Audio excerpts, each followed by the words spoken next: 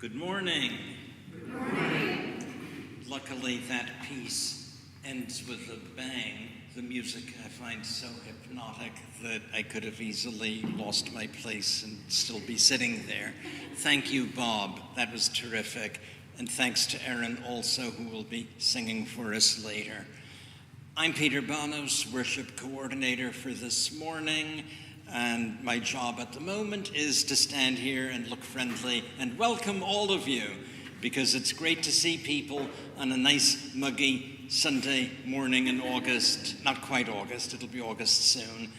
And welcome also those of you, I can think of some whom I'm pretty certain are watching on YouTube or will tune in at a later date, maybe even in August.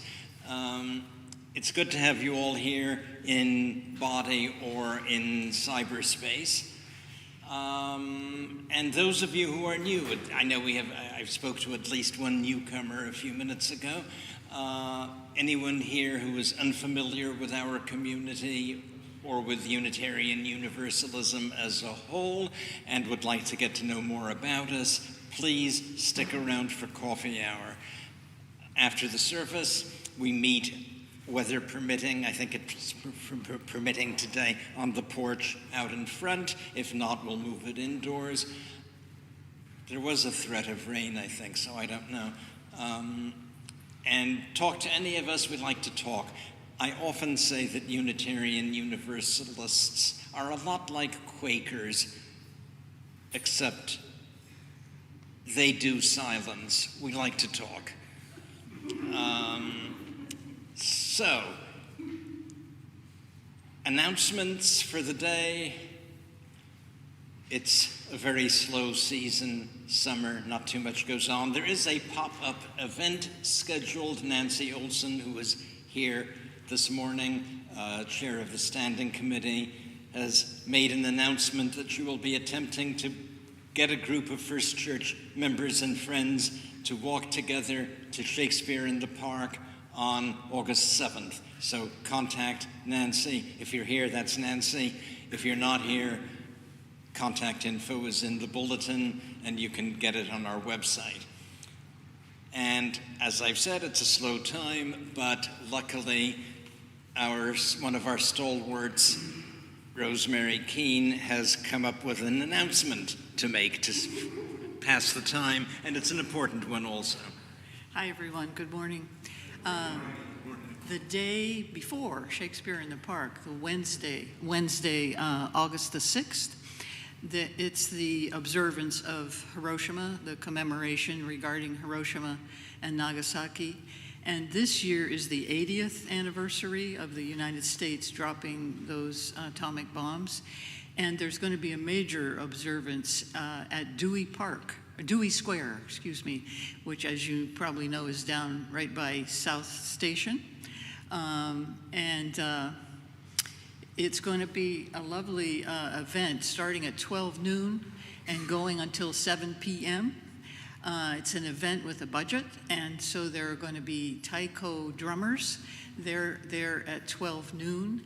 And then, let me look at the schedule here. I couldn't make my printer work, so I'm holding this machine. It's fine, it's late. 12 noon is the taiko drumming.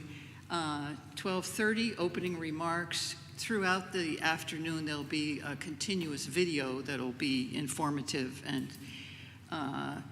at 2 o'clock, there'll be a musical performance. I can't tell you exactly who is going to be singing or performing.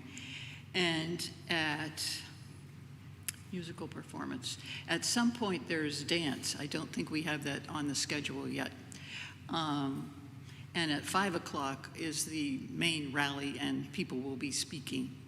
So any of those times that you can be there to support the commemoration would be great. If you go to the Mass Peace Action website and go to the events page, you'll be able to see this beautiful flyer and review all that I've told you. Thank you. Thanks, Peter. Also, the Atlantic Monthly, that's their cover story, is this 80th anniversary.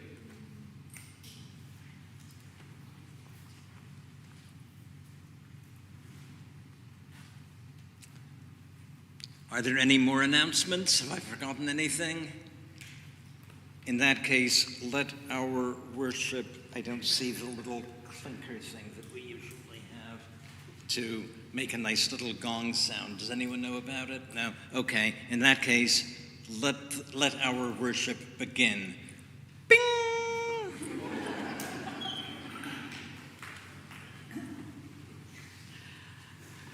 Good morning. I'm Barbara Martin, a member of First Church, and I will be leading this morning's service. And when I went looking for opening words to begin it, I was really pleased to find in our hymnal these words from Annie Dillard, who is one of my favorite authors. We are here to abet creation and to witness to it, to notice each other's beautiful face and complex nature, so that creation need not play to an empty house. Please join me in the words, rise, and join me in the words of our affirmation as we light the chalice, symbol of Unitarian Universalism. Love is the spirit of this church, and service its law. This is our great covenant, to dwell together in peace, to seek the truth in love, and to help one another. Take a moment to greet those around you, those you know, and those who may be visiting.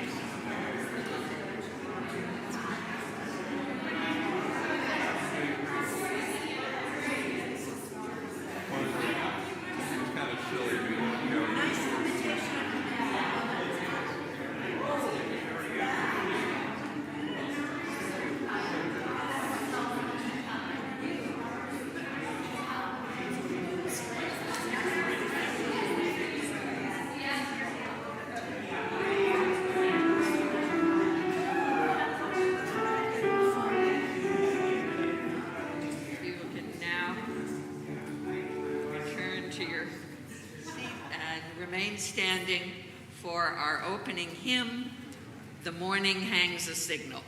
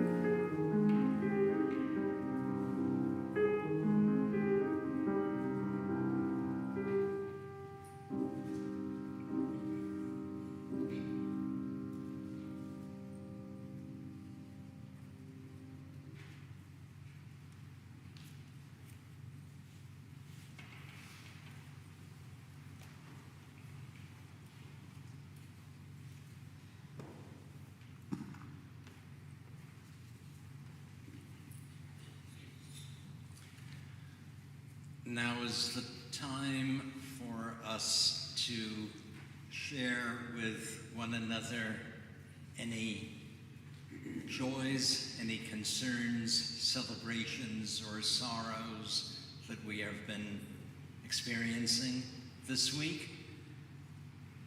Totally voluntary, nobody has to come up and say anything, but we love to hear from you and join one another in sharing these things. I am going to begin with both a concern and a celebration of one of our first families, pillars of the congregation for many decades. The last time I happened to be coordinator, the preacher was Kathy Collins. Her sister Mary is here this morning.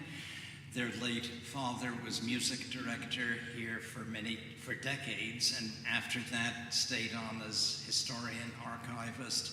And the mother of them all, Joan Collins, I hear has been going through a rough patch, nagging backache and other hazards of old age.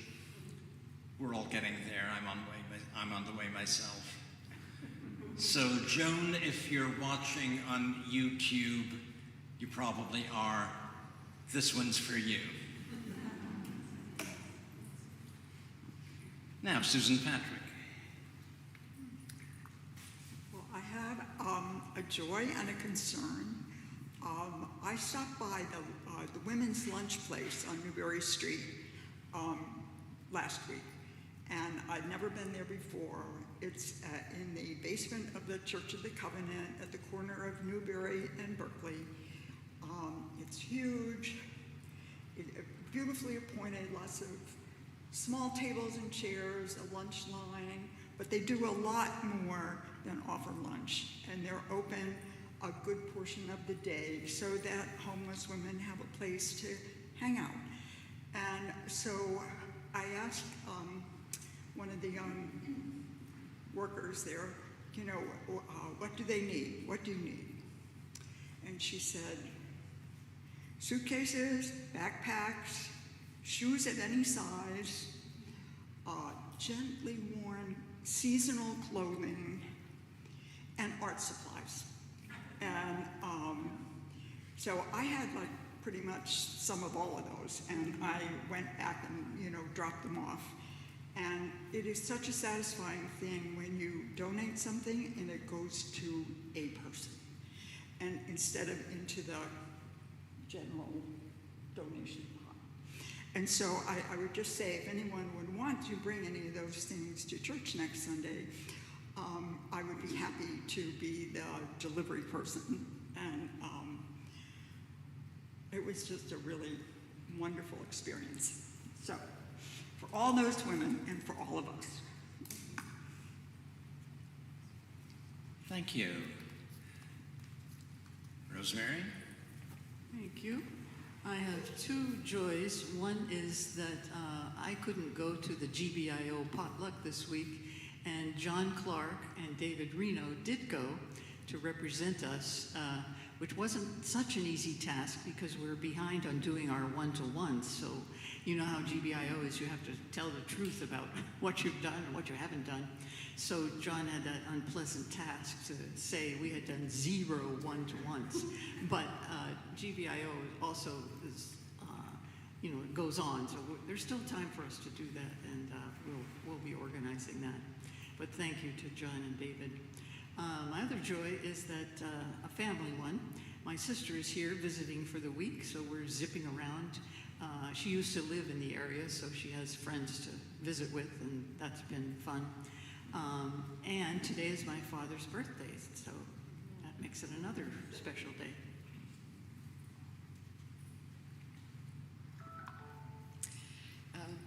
Just a shout out to all of the vigorous volunteers from the congregation that do so much to keep everything together. I appreciate it, and I'm sure everybody else does too. Thank you.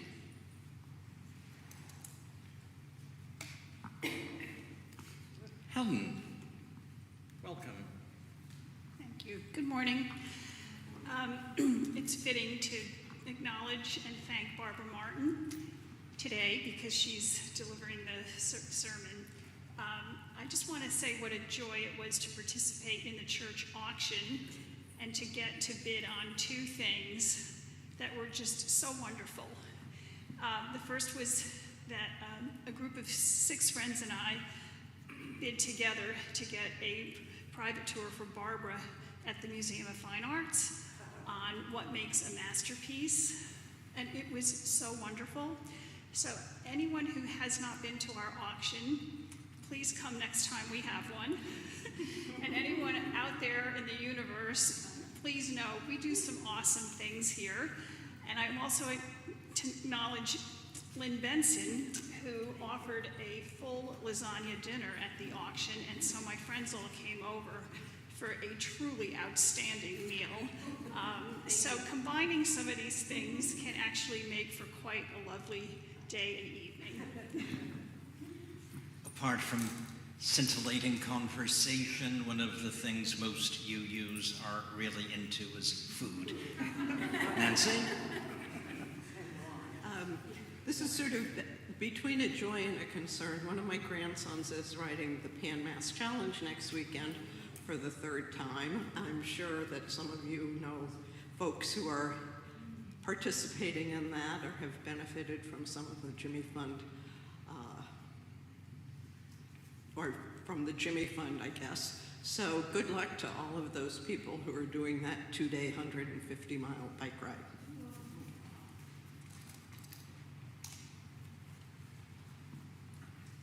And David Reno.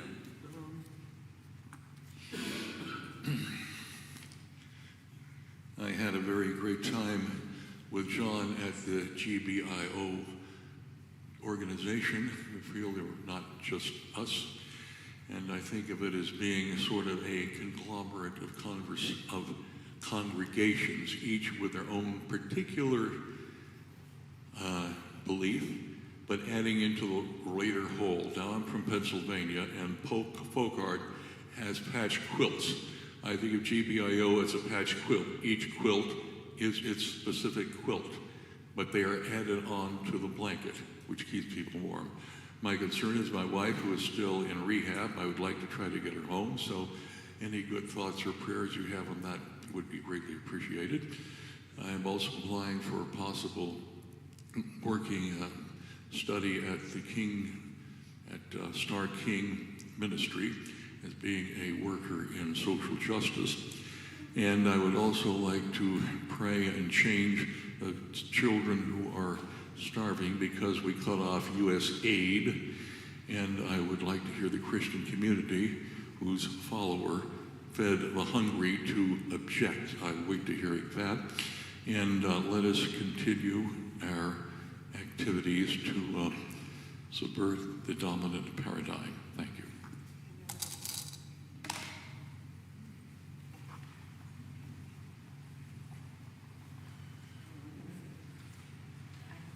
Fern has something wonderful. Chair of membership. Wonderful, yeah. I want to thank one of, he and his wife are not here today, but for the last 3 years, Sheldon Bennett and Molly have said that they wanted me to go to Quincy and visit with them, but there was always a reason why not. And last Sunday, I went, and we, the 3 of us, who had not really socialized that way, we had so much fun. And Sheldon Bennett is a major lover of Quincy, and we went to every park. Oh, I hope you're, hi Bennett, wherever you are. Right, we went to all the parks, we went to the statues.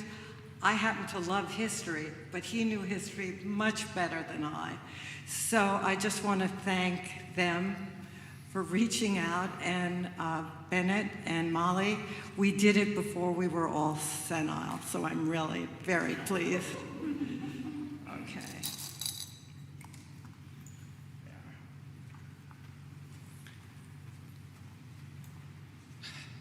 For a small crowd, that is an impressive lineup. but there are still, I am certain, many matters that we carry in our hearts for pleasure or for pain. And it is customary to end this ceremony with a blanket joy and concern pebble for all that we have not chosen to express today, but are still important to us all. I'd like to add one thing. A footnote. At the potluck, I brought 2 cheesecakes. I got the second one here for the congregation, so I certainly hope that everyone here will certainly, quote, take the cake. David always takes the cake. And now, Barbara, I believe, will lead us in a prayer/meditation.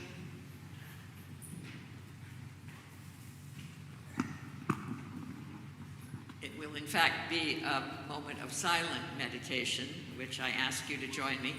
And the arts are our theme this morning. They're running through even the music, which was planned, and the sermon, which was planned, and they're also turning up in other places as they do. So I invite you, if it is of interest to you, to use our beautiful stained glass window, which we only see at this time of year by Georgi Kepish, as a focus for meditation, if it is to think how those colors and shapes might connect with what is in your heart and thoughts for this moment. So let us join in that.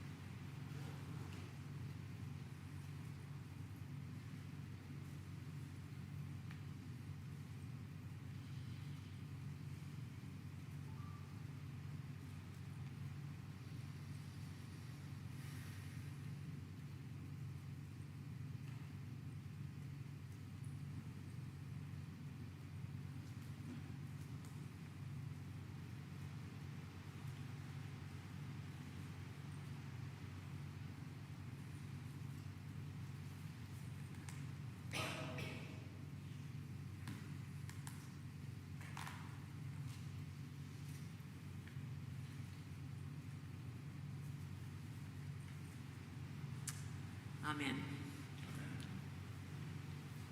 We come now to the time of the service when we offer gifts for the support of this church and congregation. So I ask you to participate as you wish.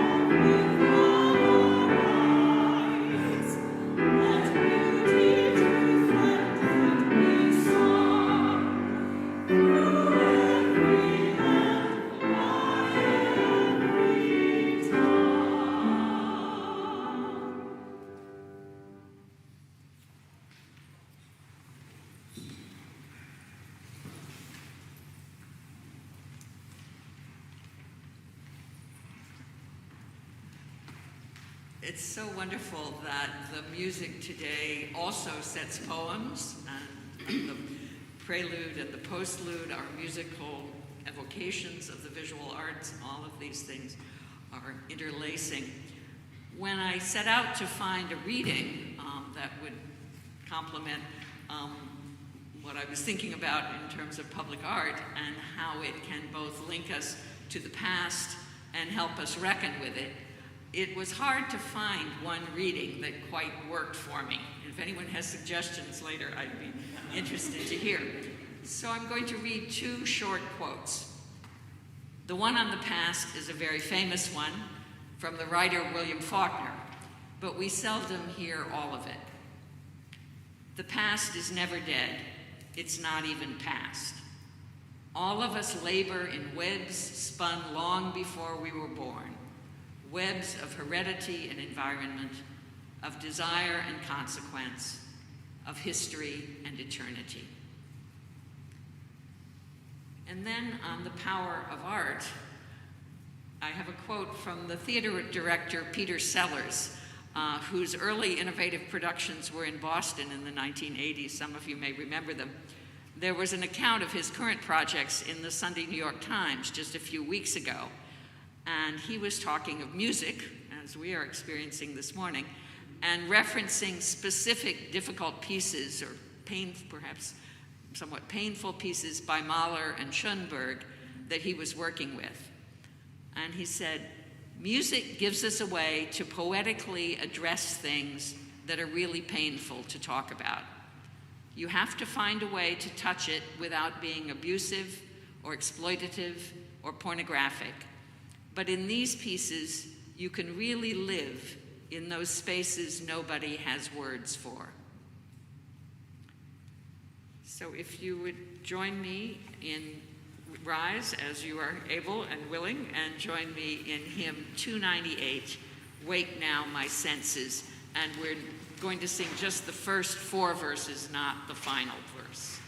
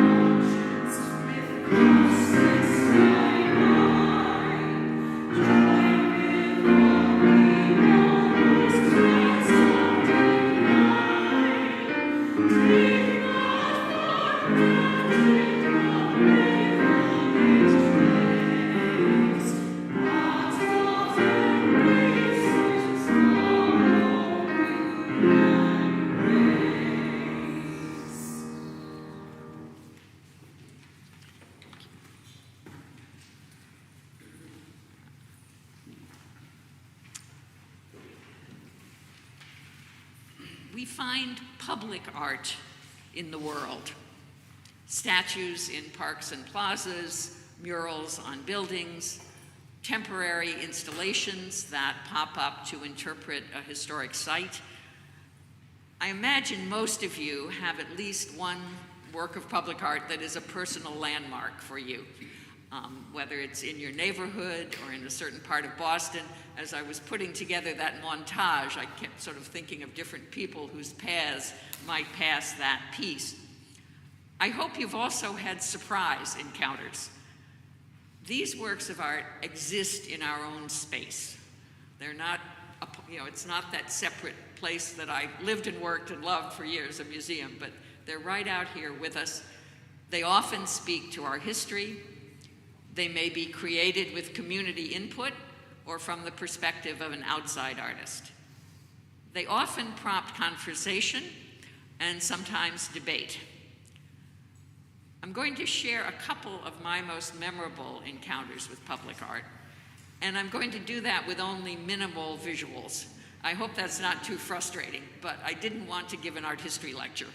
I wanted to consider together how public art can alter our perception of our surroundings or speak to us of our history and our current life, to consider the impact of the physical experience of encountering an idea that has been given form in a work that shares our space. I thought we might start with a few shared encounters. Those of you who are here have a handout sheet to remind you of familiar Boston places, maybe to introduce you to some you haven't seen. And I'm hoping Emily, our audiovisual person, can bring that up online for those who are on YouTube. And if anybody didn't pick up the handout, it's at the back of the chapel. There's also a link in the order of service that's online if there are any snags. So, as you look at this, I'll be interested and surprised if any of you have seen all of them. One piece only came into being this spring as part of the Boston Triennial. And part of the motivation for this talk was that this is a year in which we have an exhibition of public art spread through the city of Boston. And our former intern, Suri Zia, who is here with us this morning, is now on the staff of the Boston Triennial. So she can tell you more at coffee hour of what lies behind these works that just come into your space. But I can tell you how to find all of the pieces that are here on the montage. As I say, I think many of them you will recognize. But if there are any that you're curious about, I'm happy to do that at coffee hour and to hear about your encounters with them. Right now, I just want to take a minute for all of us to look at those works together. I wanted to choose works that you are likely to know, so these are all permanent, of metal or of stone. Works of public art often are permanent, very permanent, but they can be temporary. And you'll find on the other side a temporary work in very different materials that I'll come to later in my talk. But focusing right now on the side with the 8 images, you probably know that the works you recognize are commemorative. And I can tell you this is actually true for all of these, that they honor people or achievements or communities. So think for a minute of what they represent, what they evoke, if there are some that where you don't know the backstory, and then think back to the experience of actually encountering one of these, or another if none of these are that piece for you, if you're here from somewhere else. Just think about one encounter with such a work, and how that experience differed from seeing a work of art in a museum. Location is crucial to public art. There's the immediate setting and its association or its identity. An honored public space, a busy commercial square, a contemplative park. There is also the larger neighborhood, the streets and the spaces that you travel through to reach these works, the people who are around you as you experience them. think back to looking at the work you've picked out closely. You know, do you look up? Do you look across? Do you walk around it? How close can you get? Are there other parts of it that aren't apparent in the photograph? To my mind, the most successful works of public art communicate clearly as you walk by. They do something for you just even passing by in your car or on your feet, but they also repay that extended investigation or visit. And if you've never seen any of these works of art, 3 of them are within a few blocks of the church, and I know there are many people here who can point you in the right direction if you're curious after coffee hour. But it's that experience of encountering such works in the world and considering the conversations we can have with them and with our companions as we look, that is what I want to talk about this morning. Choosing Boston works to start with tilted my focus toward works that link to history. Commemorative works may be the most expected type of public art. I do want to mention that I have also had extraordinary experiences with public art works that were purely beautiful. Some of you may have seen the gates in Central Park, the brilliant orange banners that Christo and Jean-Claude spread throughout the whole terrain of the park, tracing its walkways. Or closer to home, some of you may have seen the fog experiences that were created by Fujika Nakaya in Olmsted's Emerald Necklace in 2018. So that's a different public art experience. But I'm going to talk today about 2 encounters that linked me to stories that had not been told, that expanded and enriched the past as we encounter and commemorate it in public spaces. I'm going to take you to 2 places, to Charleston, South Carolina, and to Dorchester, to tell you how the works I found there connected history to the current moment, and how being in those places physically was part of the experience. I'm starting close to home with an experience every one of you can share by traveling to the headwaters of Mass Ave in Edward Everett Square in Dorchester.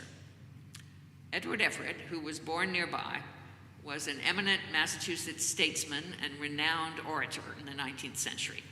He's probably best known today as the speaker at Gettysburg, whose 2 hours were eclipsed by Abraham Lincoln's 5 minutes. He was also the uncle of Edward Everett Hale, for whom this chapel is named.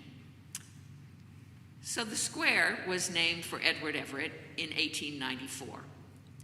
100 years later, in 1995, an energetic committee of Dorchester citizens set out to give this major intersection, it's where 5 streets come together, more dignity, less asphalt, more green space, and maybe a landmark with more meaning than the local KFC, although that is still there. So they raised public and private funds, and they put out a call for proposals for a sculpture. In 1894, they almost certainly would have put up a statue of Edward Everett, eminent native of Dorchester. In 2005, they wanted to represent the entire community, all the people who have lived and live now in one of the most diverse neighborhoods in Boston, from multiple generations of Irish Americans to Black families who arrived with the Great Migration, and Vietnamese and Haitian immigrants who are recent arrivals, people whose stories have largely not been represented in public art or otherwise. It's a challenge to honor an entire community, to embody the Dorchester diversity and neighborliness that the committee wanted to celebrate. If you want to represent the idea of human connectedness and connection, does that necessarily mean human representation? If you include faces, whose faces and how many? The committee reviewed the proposals that were created in response to this challenge, which they had put forward, and they found themselves choosing, perhaps to their own surprise, a giant pear. You can find it on the handout. It's at the lower left. And you really do have to experience it in Edward Everett Square. this is a place where cars are just going like this, and there is this great calm presence of the pear. So why a pear? It was deeply rooted in Dorchester.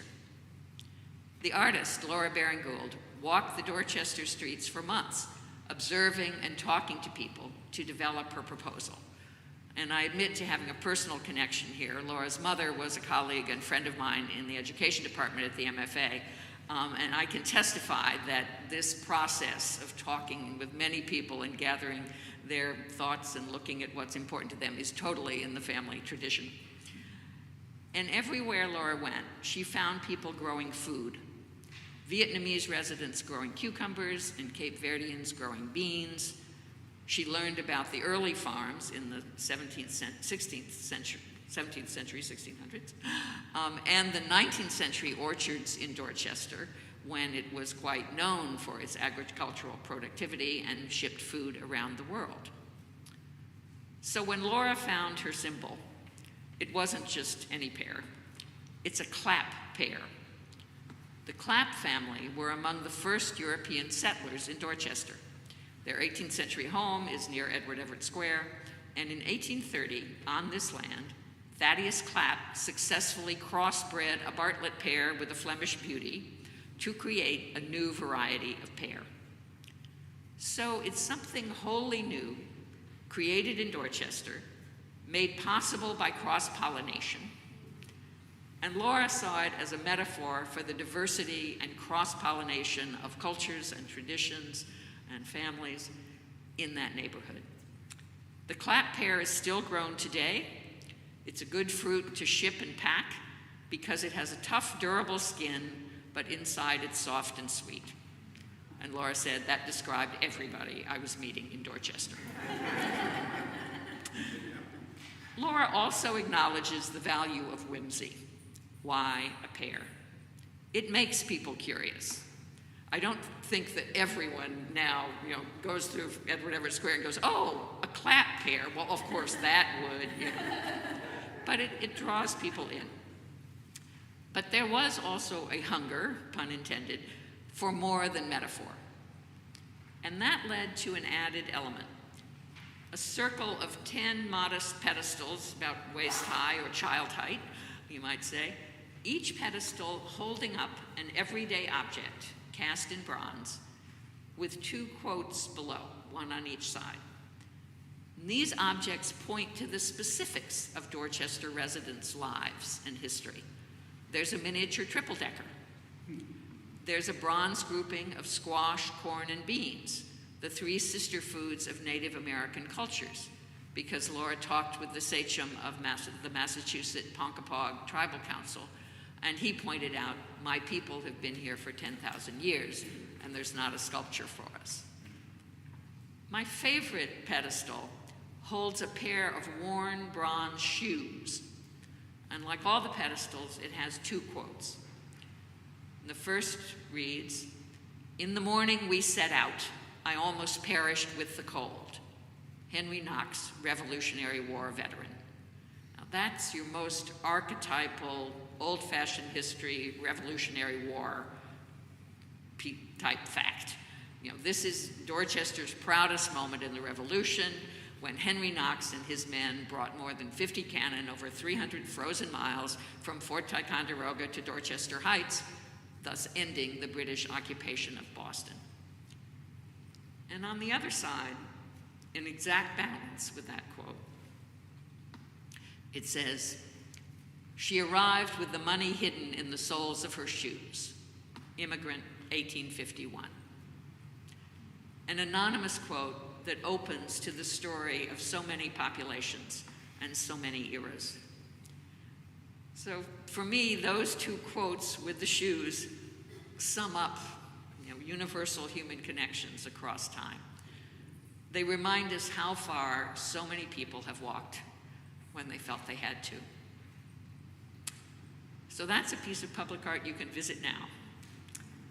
The photograph on the opposite side of your handout shows part of an installation created in Charleston, South Carolina, 35 years ago, in 1990, as part of Places with a Past. And I'm going to ask Emily, our AV technician, to hold off on putting that up on the screen because I want to talk, for the people at home, I want to talk a little bit about the whole exhibition. It was an exhibition of 18 site-specific sculptures installed throughout the city, one of the first such exhibitions in the United States. And exhibitions now, like the Boston Triennial, look back to that first generation, including Places with a Past. And I do have the catalog with me for anyone who would like to take a look during coffee hour and get a sense of the range and variety of those site-specific sculptures and of the places in which they existed and for which they were made, which is what site-specific means. At that time, in 1990, artists were just beginning to make the kind of connections that we often encounter now in this kind of site-specific temporary public artworks, and that are present in The Pair, which was made 15 years later. And these are links with the community, links with history. Artists were taking advantage of the temporary nature of their work. Often, they made use of unexpected materials that would not last for decades, and sometimes it gave them a chance to propose bolder statements that might not have made it through the proposal process of permanent commemorations. Charleston in 1990 had a very established story of the past, and some of you may have been to Charleston, which is an extraordinary, beautiful city. You heard that story floating from the carriage tours that go through the historic district right down by the water, and you heard them told by guides in the beautifully restored mansions. They talked of the city's colonial importance, its role in the American Revolution, the gracious Southern way of life, the trauma of the Civil War, and the long aftermath, culminating in a triumphant story of historic preservation. There were many groups and stories it omitted, and as in so much public history of that time, slavery was only glancingly mentioned by tour guides. It was certainly not acknowledged as the cruel and inhuman economic foundation on which all of Charleston's beautiful buildings and streets and traditions ultimately rested. Places with a Past sought out untold stories, and I think it may have been the first time I heard that phrase in this context. The exhibition threaded through unexpected sites inside and outside the designated historic district. The old city jail, a former auto repair shop, dilapidated historic houses that had only been partially restored or not at all, turned into rooming houses. The piece I want to talk about is the one on your handout, if we can show that now on YouTube as well. This photograph shows one section of a work created in 5 small rooms that were connected to the home of a former governor. These were the spaces in which enslaved workers lived and labored. The installation was created by the artist Lorna Simpson, a Black woman who had worked previously mostly with photographic images and written labels to engage with issues of race and gender. And you see part of such a piece on the wall in this photograph, which of course is only showing you a section of a section. This was an experiential, immersive work of art. Lorna Simpson worked, and even beyond what you can't see in this photograph, Lorna Simpson worked with Alva Rogers, a singer and composer, who created an audio script of songs and sounds that you heard throughout the spaces. In this room of the 5, you see jars of Carolina Gold, the premium rice that became central to Charleston's economy, grown by enslaved workers who brought their knowledge of rice culture from Africa. The photograph on the wall, as you see it here, is only half of the full photograph, which is a mirror image. You see the back of the head and shoulders of a Black woman and a long braid, which in the full photograph continues to a mirror image of another woman at the other end of the photograph. So it's a link, it bridges the diaspora from Africa to Charleston. And there's small labels on the wall. I don't know if you can read them in that photograph, but what they do here is quote records from slave ships giving the number of Africans under and over the age of 10 who were on board. And just the fact that that was the meaningful statistic. The first room in the sequence contained a similar photograph and labels, but in that room, the large jars and vessels contained water, evoking the Middle Passage across the Atlantic and also the rivers of the Low Country that flowed through all of the plantations where the rice was grown. And the audio there included traditional songs and chants, but also the sound of the ocean. In the catalog, the curator speaks of the rooms in this sequence alternating these stories of linkage up to Africa, which are told by the water and the rice and the mirror image photograph, with rooms that are expressions of anger and outrage, but in the spirit of this work. One of those rooms had walls covered with small black and white photographs of the trees in the garden outside. The soundscape in that room included a reading from the Psalms describing the stillness of dead bodies. They have mouths, but they cannot speak, ears, but they cannot hear. And with that reading was the voice of Alva Rogers singing Strange Fruit, the haunting protest against lynching that was made famous by Billie Holiday. I think you can imagine that viewing this total work of art was a reflective experience. And that was part of the wonderful thing about this exhibition is you went from place to place and you entered into each encounter and you were there for 20, 30 minutes. You're moving through the spaces, looking closely, considering the words and the materials, listening to the songs and the sounds of the ocean, and sharing the thoughts and responses that you had with your companions or with the 2 or 3 other people who you happened to be there when you were there. You were often alone. And a strong part of that experience at each site was feeling who had lived and worked in these actual spaces, that you were in places with a past. It was the first time I ever heard Strange Fruit, and when I hear it, I'm always standing in that room. Some of us read How the Word is Passed as a common read 3 years ago. Clint Smith, who is a poet and a journalist, wrote this book as an exploration of the stories told by guides at historic sites in a more recent time. He was taking his tours in the 3 or 4 years before the pandemic. And how some of those stories are changing and have expanded since 1990 and the decades before. I was very grateful for his patient understanding and support of those working to make those changes. I was a gallery lecturer for many years, and I have a great empathy with those who give such attention to what they say and how it is said at places like this that are so laden with our history. And I hope very deeply that the work they have been doing will not be undone. But I'm also very grateful when I can encounter a different kind of experience than a guided informational tour. One that also draws on the importance of being right there on the site. Experiences that offer a way of encountering these stories and these hard truths with grace and poetry. That open sites laden with history into spaces in which we can consider and discuss, we can speculate, we can feel grief and move forward. I think the triennial installations, some of them offer that opportunity, and there are many others that I hope you will encounter. Thank you. Please rise now to join me in hymn 326. Adore you.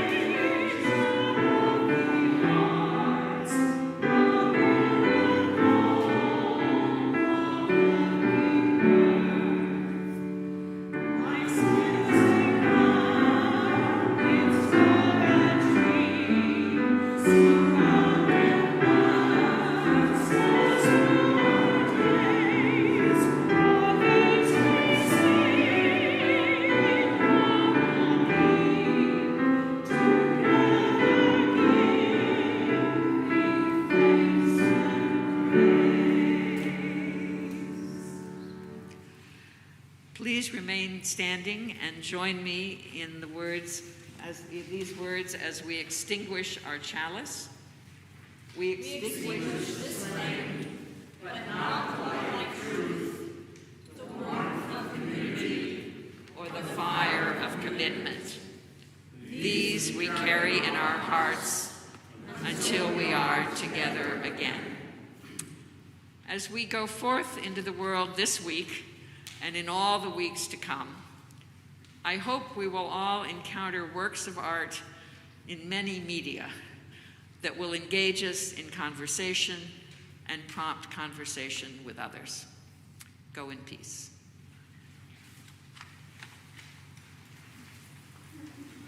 Thank you.